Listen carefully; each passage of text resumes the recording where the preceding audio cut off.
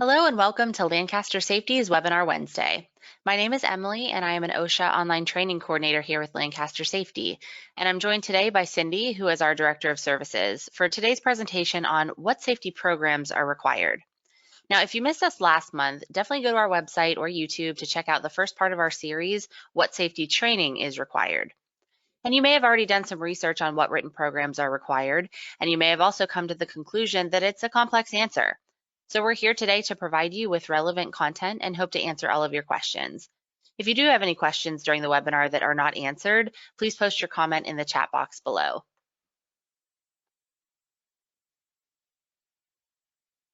Now, if you've sat in on one of our webinars before, then welcome back. And if you are new here, allow us to take a moment for an introduction.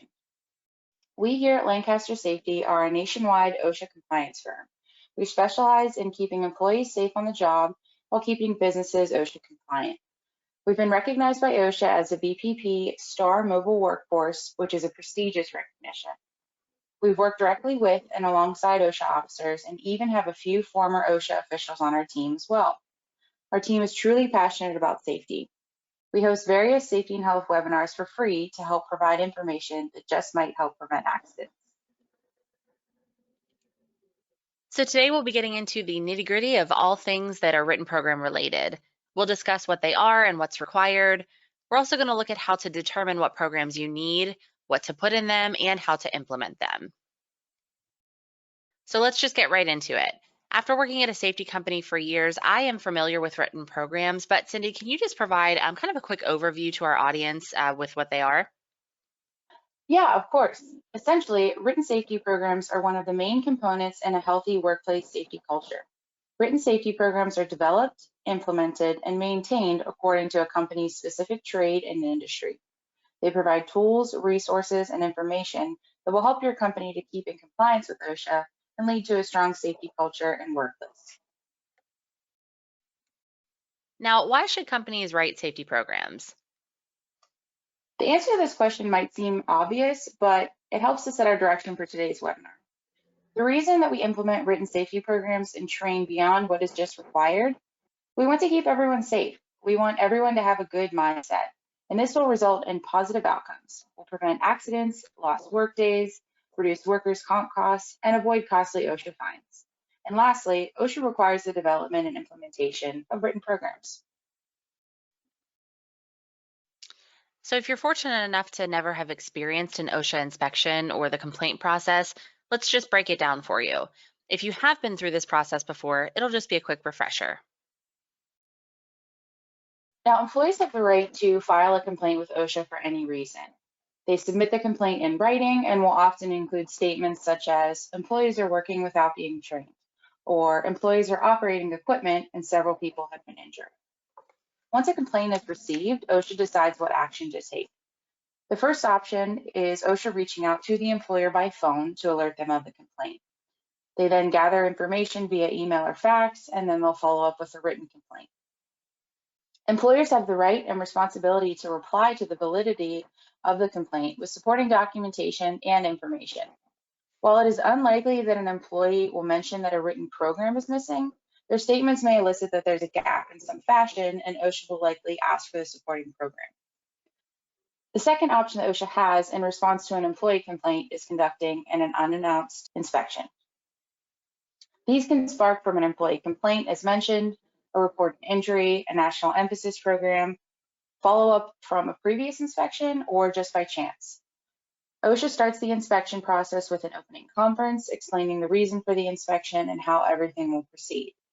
They will then go through a variety of steps, including but not limited to interviewing employees, reviewing documentation such as written programs and OSHA logs, and also inspecting the workplace. Now, if the inspection is in response to an injury or a national emphasis program, they will surely look at that corresponding written program. This is where you can run into issues. You may have written programs in place, but they may not have been reviewed and updated for years. You may be missing documentation of pre-operation forklift inspection checklists. You may be unaware of some of OSHA's regulations and be out of compliance due to pure inexperience. For all of these factors, OSHA could issue citations due to the noncompliance of your organization. While it can be extremely frustrating to receive a citation for something that you didn't even know about, the purpose is to ensure that your employees stay safe and your company becomes compliant. If you are a current full service client of ours, we've been through the process of setting up your programs, but that doesn't mean that we're done. We'll review them with you annually to address any newly applicable hazards. And if you aren't a client of ours and you are in need of help with written programs, give us a call for a free consultation to review what you might need. All right, so that was a lot of information, Cindy. Thank you for all of that. We're going to take a quick break for a brief Insta Safety quiz. So the question is, are written programs and safety programs the same thing? Either yes or no. And you can put your answer in the chat box. So Cindy, can you take us through that answer? So the short answer here is yes. The long answer is much more than that. Written safety and health programs are exactly that. Written documentation and procedures outlining OSHA's requirements and how they apply to your workplace and the hazards that your employees face. What makes a safety program different is that it takes it one step further. You can write countless policies and procedures down and share them with your staff, but they mean nothing if they're not effectively implemented. To elaborate more on an effectively implemented safety program, it includes management leadership and employee involvement from all personnel. If you expect your employees to do something, why shouldn't upper level management do it as well? Next up is hazard identification and control, continued education and training, and lastly, evaluation to ensure its effectiveness. Each of these elements helps to foster an effective safety culture and serves an important role in the success of your company's safety program.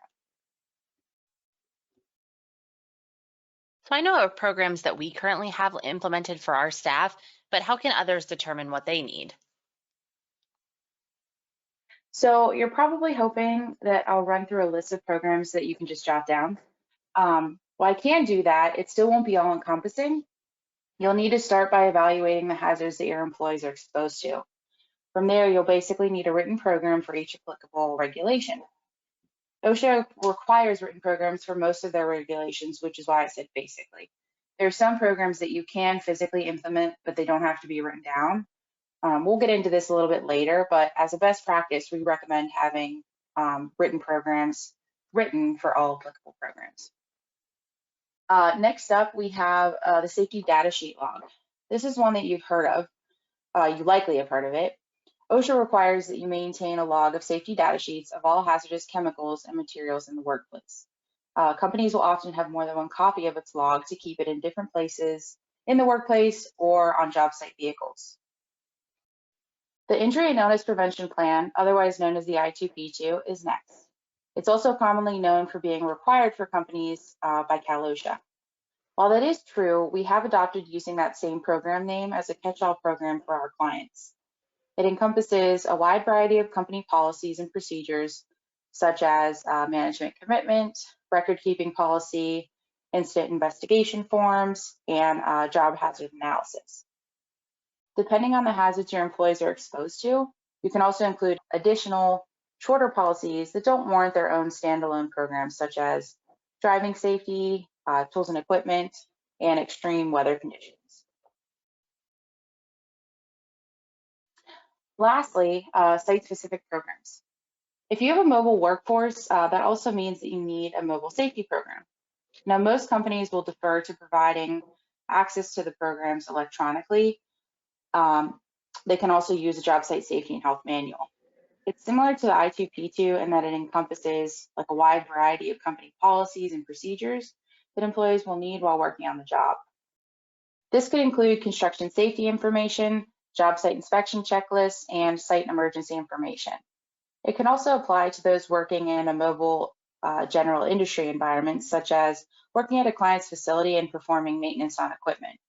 The main goal here is to have the relevant information that employees will need to have access to. So here we have the most common program topics. I can confidently say that mostly every organization would need these, right? Yes, the few listed here are ones that apply to nearly every workplace. Hazard communication, this covers hazardous chemicals and materials in the workplace. LSCI works primarily out of the office, and we have a safety data sheet log with over 100 chemicals. So even though we're an office place, you might not realize how much you actually have. Next up is personal protective equipment. Job tasks across industries will require various types of PPE. It's up to the employer to determine what your employees need to use. Next, we have emergency action plan and fire safety. Whether you're working in an office, a manufacturing plant, or on a construction site, fire hazards still exist. Employees need to be familiar with these hazards and also what to do in the event of an emergency. Now, bloodborne pathogen. This one can be tricky.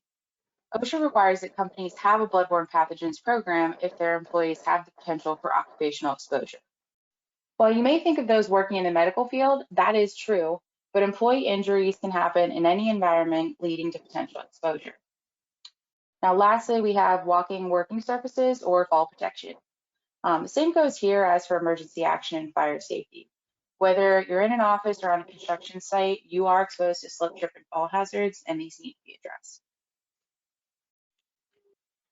What needs to be included in each program will be specific to each individual OSHA regulation. However, here's just a basic outline of how things should be laid out. So you want to start with a cover page that lists the company information and most recent revision or the review date.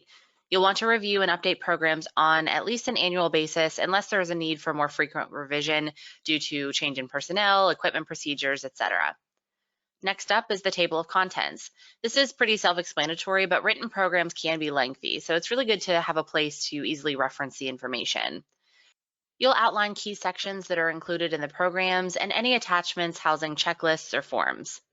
So next up, we have the body of the program. At Lancaster Safety, we like to call this the guts of the program. It includes all of the specific information that you need, and it's separated into sections such as the responsibilities of each personnel, safe work practices, required procedures, and relevant checklists or forms as outlined in the table of contents, like Emily mentioned. We also have training documentation. We suggest keeping all training documentation in the place that makes the most sense for your company. It's also crucial to have more than one copy. You can keep originals and other copies of training logs in the written programs, but always save an electronic copy as well. In the event of an OSHA complaint or inspection, they will very likely ask you for necessary training documentation, and having it readily available is key. We also like to say if it isn't documented, then it didn't happen. Lastly is OSHA's regulation. Now, there are certain standards that are required to be made readily available, so the program is a good place to store it. It's, again, kind of just one of those best practices that we recommend. But while it's not something that you always have to have, it can come in handy. While we know most everything is electronic these days, having a paper copy to reference can't hurt. You can print a copy of the regulation directly from OSHA's website. Just make sure to print another copy if there are changes in the regulation. And if you want less paper in your programs, you can include a link directly to the regulation on OSHA's website for easy access on the electronic versions of the programs. Here's an example of the setup for ABC Industries Incorporated's Hazard Communication Program. If you're one of our current clients, this should look pretty familiar to you. Now, in this example, can you locate where relevant information regarding safety data sheets would be found? So we'll give you a minute to look over this.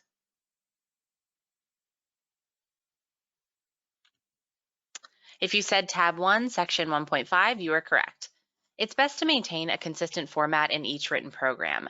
Not only does it make it easier to develop and update the program, but it's also easier for your employees to read and find necessary information. Attachments or appendices can contain anything such as OSHA regulations, checklists, forms, training information, etc. These are topic specific, so the attachments will vary between each program. If you are one of our current full service clients, you can find all program attachments on our newly updated safety management portal. If you haven't set up your free account yet, contact us today and we'll get things moving for you. So we've discussed the elements of programs and how to develop them, but what do you do next? How do you use them? So as I mentioned earlier, a written program full of policies and procedures is really of no use if it isn't properly implemented. This starts with educating your personnel. Everyone from upper level management, supervisors, team leads, and hourly workers all need to understand the importance of written programs and be familiar with the contents of them. When your personnel buy into the importance of safety and see others doing the same, it really fosters the ultimate safety culture for your workplace. Next up is routine practice. The outlined safe work practices and safe operating procedures need to be practiced to be effective. Ensure employees are familiar with the procedures and monitor them on a daily basis. When personnel start to cut corners to do work quicker or keep up with production demands, that's when accidents and injuries can happen. Remind everyone to slow down and follow what has been developed. Something to note here is that monitoring employees also doesn't have to be negative. Empower your employees to know their stuff. If they know the safe operating procedures and are praised for working safely, and they're familiar with hazard identification, this gives them the chance to bring up their own ideas and concerns regarding safety. They'll start to look at things as an opportunity to work together and make things safer rather than just rules to follow. And it, again, just fosters that safety culture even more. Now, the written program should also be referenced when you have a safety-related question or concern. Maybe you're having an internal debate among your supervisors about what to do or what not to do for a certain task. Maybe you're presented with a question that is not readily known or it's really difficult to answer. The programs are a great resource to find that information, as well as OSHA's website. And you can also call us. Our team of seasoned safety professionals is always happy to answer your safety question, even if it's a complex one and it requires a little bit of research for us too. At the end of the day, our goal is to keep your employees safe. Now, what happens once the written programs are finalized? We do our annual safety training on a quarterly basis now, but how often do you need to review the programs themselves? Let's start with the annual review and evaluation. Most of OSHA's programs actually require you to review them on an annual basis. This circles back to including the most recent revision date or review date on the program itself. Not only does it help you keep track of it, but it also shows OSHA that you're on top of it as well in the event of an inspection. We recommend reviewing all programs on an annual basis at least, unless there is need for a more frequent revision. These revisions might occur when there's a change in personnel, such as responsible or authorized, a change in chemicals being used, or machinery and equipment that is operated, or the work procedure itself. Now, keep in mind, policy and procedure revisions don't all have to come from management. Have your employees review the safe operating procedures and job hazard analyses that you've developed. They're the ones doing the work, and they are the ones that know why certain steps aren't working or making sense. You don't ask a construction laborer how to fix a computer, you ask them how to operate a forklift or a front end loader. Ask the right person the right questions. Our programs are kept in our production room and on a shared server where any employee can access them at any time. Cindy, what do you recommend for clients? Now, written programs, they need to be located in a conspicuous area and readily available for employees to access them at any time. So like Emily mentioned, ours are in a shared space where anybody can walk in and grab a program to review it whenever. You may think you'll want to store these in the safety manager's office, but you have to ask yourself, will they be accessible? Employees shouldn't have to ask multiple personnel or for a room to be unlocked in order to access the written programs. We recommend storing them usually in the main office or a break area that's open at all times. And as we discussed earlier, more and more things are moving to the electronic versions only. This means that you can maintain and store your written programs electronically. However, employees still need to be able to access them without question. So if you want to take this route, we recommend having multiple computers or workstations throughout the workplace that they can easily log on and access the programs. Now, OSHA requires that safety-related information is communicated to employees in a language, vocabulary, and educational level that they understand. So this includes written programs, the training that you conduct, signage in your workplace, and much more. Now, before you panic that you don't have written programs in Spanish or another language, let me explain a little bit more. So the information itself needs to be communicated in a language that is understood. So if you have a few employees that are bilingual or if they have limited understanding of the English language, then you need to account for these limitations. So you can provide supplemental handouts and training material in their native language. If you have employees that speak only Spanish or a different language, then you can communicate the information through translation. Although this does bring us back to accessibility. If employees need a translator to read written programs or understand work procedures, and these translators need to be readily available during the work shift. You also need to account for employees' literacy and educational level. Instructing an employee who is not literate to read signage or materials is not an efficient means of communication. Right, and if you are in need of written programs or supplemental materials like checklists and inspection forms in Spanish, give us a call and we can definitely help get you started. So now on to program customization. OSHA's rules and regulations can be black and white, but that doesn't mean that your programs will be. Program development starts with the basic structure that we discussed earlier, a table of contents outlining responsibilities of personnel, safe work practices, and checklists to use. From there, you have to customize the program itself to be applicable to your workers. Take OSHA's walking working surfaces regulation, for example. It applies to all general industry workplaces, and it reviews information on guardrails, dock boards, stairways, personal fall arrest systems, and much more. Now, just because you may work in an environment that falls under general industry doesn't mean that you need to train your employees on the use of dock boards if you don't actually have them. Now, this is where it gets a little tricky when reading through all the information and making sure that you're complying with what you need to. Our team is vastly familiar with OSHA's regulations and writing written programs themselves. So when we develop a written program, we set up a consultation to review the regulations, and we ask a bunch of questions to identify what actually applies to your employees and the workplace. From there, we include only the necessary information. There is a little bit of fluff, if you want to call it that, but it helps to have OSHA's terms and regulations broken down into layman's terms for, again, you and your personnel. It can also be a quick reference so you aren't spending time reading through pages of regulations to understand something that uses complex terminology. All right, so it's time for another safety quiz. The question is, do your employees need to read the written programs? So just a simple question here, and you can put your answer in the chat box below. Cindy, can you give us that answer? So this is similar to the quiz that we had earlier, and the short answer is yes, and the long answer is a little bit more complex, so let me explain. Employees need to be familiar with OSHA's regulations, the safe work practices that have been outlined for your workplace, and how to identify hazards to work safely. Employees should be familiar enough with the written programs to know how to understand them, look up information, and complete, the necessary checklists and forms. This doesn't mean that they need to read each written program, cover to cover. But if you are effectively implementing the programs and empowering employees to work safely, then they will come to understand the elements of each program and reference them whenever they need to. Now, what about a written program for something like ergonomics? I know that LSEI has one, and we always do an ergonomic assessment for new hires. And we also will get people materials for their workstation if needed.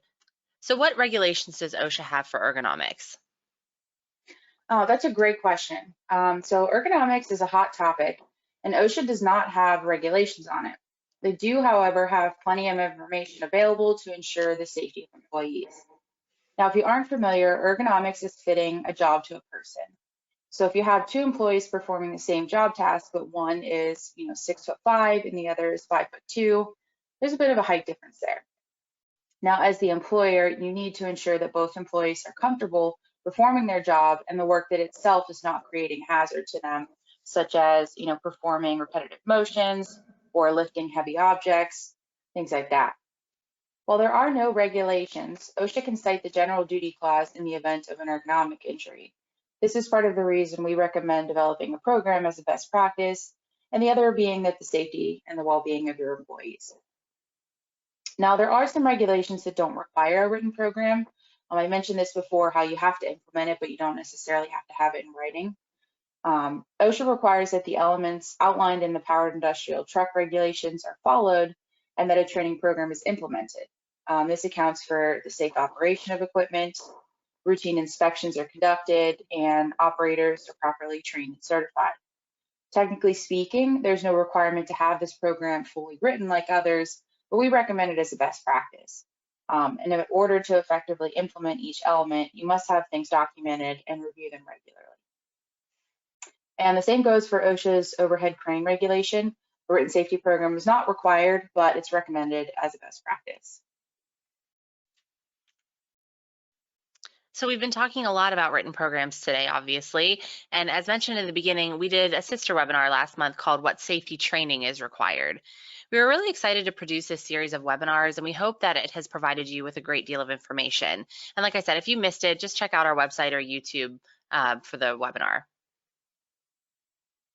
So all of the written programs that we talked about today, they do have corresponding training requirements.